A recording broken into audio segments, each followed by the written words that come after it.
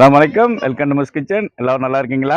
இன்னைக்கு super recipe டிஃப்ரெண்ட்டா ரொம்ப டேஸ்ட்டா அருமையான கிர்ணிப்பழ பாயாசம் டாப்பா செய்ய போறேன். வாங்க பார்ப்போம்.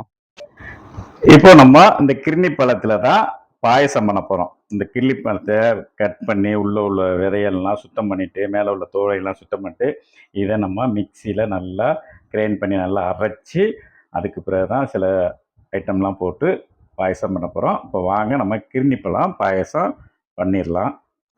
இப்போ 100 கிராம் செவ்வரிசியை நல்லா வாஷ் பண்ணிட்டு ஒரு மணி நேரம் தண்ணியில் ஊற வச்சுருக்கேன். இப்போ இந்த தண்ணியெல்லாம் வடிச்சிட்டு நம்ம இதை என்ன செய்யணும்னா கொஞ்சம் நல்லா சூடு பண்ணி லைட்டாக ரொம்ப வேக வைக்காம ஓரளவு வேக வச்சு அதை வெந்ததை தண்ணியை சூடு வாட்டரையெல்லாம் ஃபில்ட்ரு பண்ணிவிட்டு நல்லா சில்லான வாட்டரில் இதை நனைச்சி எடுத்துன்னு வச்சுங்களேன். அப்படி உங்களுக்கு இந்த ஜவ்வரிசி என்ன செய்யும் ஒத்தையாக வரும். நீங்கள் அப்படி சூடோடு வச்சுட்டீங்கன்னு வச்சுக்கங்களேன் அப்படியே ஒட்டிக்கும்.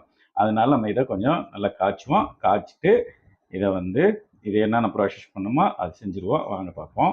இப்போ அடுப்பில் செவ்வரிசியை கொஞ்சம் தண்ணி ஊற்றி வேக வச்சுருக்கேன்.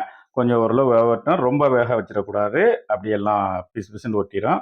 இப்போ கொஞ்சம் வேகட்டும், நல்லா நான் கொதிக்கட்டுங்க. இந்த பாருங்க நல்லா உங்களுக்கு குக்காய் வந்துக்கிட்டு இருக்குது. ரொம்ப குக் பண்ணிடக்கூடாது. குக் பண்ணால் அப்படி பிசு பிசுன்னு ஒட்டிடும். இப்போ நம்ம என்ன செய்யணும், இதை ஒரு 5 நிமிஷம் குக் பண்ணிவிட்டு உடனே இந்த தண்ணியை வடிச்சிடணும். வடித்து ஊற்றிட்டு இதுக்கு மேலே பச்சை தண்ணியை ஊற்றி வச்சுன்னு வச்சுக்கலாம். இந்த ஜவ்வரிசிலாம் அப்படி இதே மாதிரி ஒத்தையாக வந்துடும். இப்போ ஒரு 5 நிமிஷம் குக் ஆகட்டும்.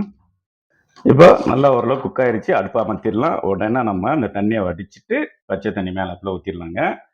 இந்த பாருங்கள், நான் அப்படியே பச்சை தண்ணியில் நல்லா வாஷ் பண்ணிவிட்டு அப்படி ஒத்தையாக வந்திருக்குது. இதை நம்ம சைடில் எடுத்து வச்சுக்குவோம். இப்போ நம்ம பாயசத்துக்கு பால் கச்சிடலாம். இப்போ 1 லிட்ரு ஃபுல் க்ரீம் மில்க்கு எடுத்துருக்கிறேன். அதில் 1 கப் அளவு ஒரு 100 ml தண்ணி சேர்த்துருக்கிறேன். இது நல்லா சூடாகட்டுங்க. இப்போ 2 டீஸ்பூன் அளவு கஸ்டர்ட் பவுட்ரு ஒரு பவுலில் கொட்டிக்கிடுங்க. ஜாஸ்தியாக போடக்கூடாது. கஸ்டர்ட் பவுடர் 2 டீஸ்பூன் அளவு போதும். ரொம்ப போட்டோன்னு வச்சுங்களேன் பாயசம் ரொம்ப அப்படி கெட்டியாக போயிடும். கொஞ்சம் லிக்விட் மாதிரி தான் இருக்கணும். இதை நம்ம என்ன செய்யணும், தண்ணியிலையோ இல்லை கொஞ்சம் பாலில் சில்லான பால் கரைச்சி வச்சுக்கலாங்க. பால் நல்லா கொதிச்சு வந்துக்கிட்டு இருக்கு. பால் அடிக்கடி நல்லா கிண்டி விட்டுக்குன்னா அடி பிடிச்சி போயிடும். ஏன்னா நம்ம அதிகம் தண்ணி சேர்க்கலை இதில். ஆனால் இது ஃபுல் க்ரீம் மில்க்குன்றனால பட்டுன்னு பிடிச்சி போயிடும். பிடிச்சிட்டா அந்த பாயசமே அதோடைய டேஸ்ட்டாக மாறி போயிடும். அது நல்லா கிண்டி விட்டுக்கிட்டே இருக்கணும். இப்போ நல்லா பால் கொதிச்சிருச்சு. இதில் என்ன செய்யணுன்னா ஒரு 200 ml சீனி, 1 லிட்டருக்கு ஒரு 200 ml சீனி. ரொம்பவும் ஜாஸ்தியாக சீனி போடக்கூடாது, மீடியமாக இருக்கணும். அதனால் 200 ml சேர்க்குறேன். நான் இதில் என்னன்னா நம்ம ஜவ்வரிசி சேர்க்குறோம், அந்த கிர்னி பழம் சேர்க்குறோம். கிர்னி பழத்தில் ஜாஸ்தியாக இனிப்பு இருக்காது. அதனால தான் நான் 200 ml சீனி சேர்க்குறேன். நல்லா கொதிக்கட்டுங்க. இப்போ 200 கிராம் சீனி சேர்த்தா உங்களுக்கு கரெக்டாக இருக்கும். நல்லா கொதிக்கட்டும்.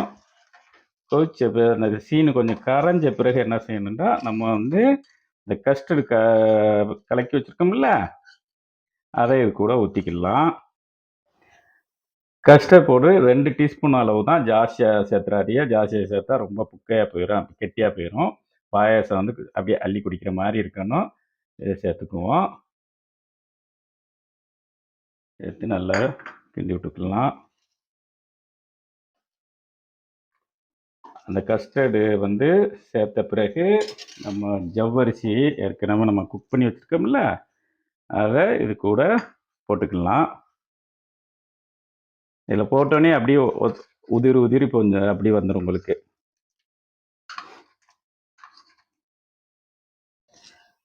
நல்லா கிண்டி விட்டுக்குங்க. அந்த ஜவ்வரிசியெல்லாம் ஒத்தையாக வர்ற அளவுக்கு நல்லா கிண்டி விட்டுக்கலாம். அப்படி நல்லா கொதிக்கட்டும். நல்லா கொதிச்ச பிறகு தாங்க கிர்னி பழத்தை மிக்சியில் அரைச்சி வச்சுருக்கோம்ல, அரைச்ச கிர்னி பழத்தை ஒரு ஃபில்ட்ரு பண்ணி தான் இதில் சேர்க்கணும். அப்படி அரைச்சோன்னு இதில் சேர்த்துன்னு வச்சுக்கலாம் கட்டி கட்டியாக இருக்கும். அதனால நல்லா இருக்காது. கிர்னி பழத்தை நல்லா அரைச்சிட்டு ஃபில்ட்ரு பண்ணி எடுத்துட்டு அந்த பல்ப்பை தான் இதில் நம்ம சேர்க்குறோம். பாருங்க நல்லா திக்காகி வந்துக்கிட்டு இருக்குது. அந்த தருவாயில் என்ன செய்யணும்னா நம்ம அந்த ஒரு கிர்னி பழத்தை மிக்ஸியில் அடித்து பல்ப்பாக எடுத்து வச்சுருக்கிறேன். அதை இதில் ஊற்றிக்குவோம். நல்லா மிக்ஸ் பண்ணிக்குவோமுங்க. நல்லா சூடாகட்டும், நல்லா கொதிக்கட்டும். இந்த பாயாசம் எப்படின்னா, நம்ம சூடாடவும் சாப்பிடலாம். இத ஐஸ்ல ஃப்ரிட்ஜ்ல வச்சு சில்லாவும் சாப்பிடலாம். இப்ப நான் இத சூடு ஆறுன பிறகு ஃப்ரிட்ஜ்ல வச்சு சில்லாகி தான் சாப்பிடலான்னு இருக்கிறேன். இப்ப சாப்பிடும்போது மேலாப்புல பாதாம கிரஷ் பண்ணி, பிஸ்தா இதுவெல்லாம் கிரஷ் பண்ணி மேலாப்புல தூவிக்கணுங்க.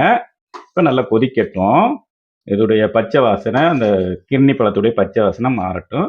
நல்லா கொதிக்கட்டும். இப்போ என்னன்னா, இதில் நல்லா கொதிச்ச பிறகு ஏலக்காய் பவுட்ரு கொஞ்சம் சேர்க்கணும்.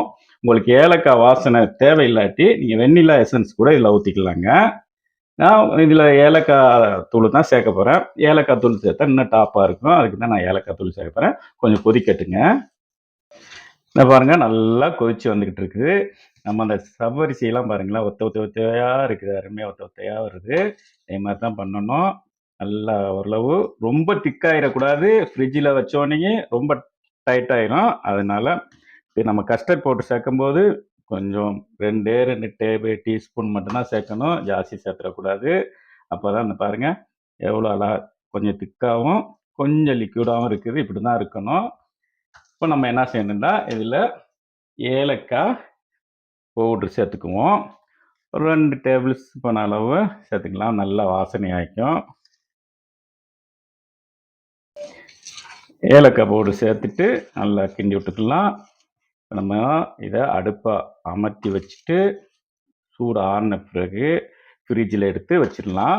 நம்ம சர்வ் பண்ணும்போது மேலாப்பில் பாதாம், பிஸ்தா எதாக இருந்தாலும் க்ரஷ் பண்ணி மேலாப்பில் தூவி கிளாஸில் தூவி விட்டு சாப்பிட்டோன்னு வச்சுக்கோங்க, ரொம்ப டாப்பாக இருக்கும். இப்போ அடுப்பை அமர்த்திடலாம்.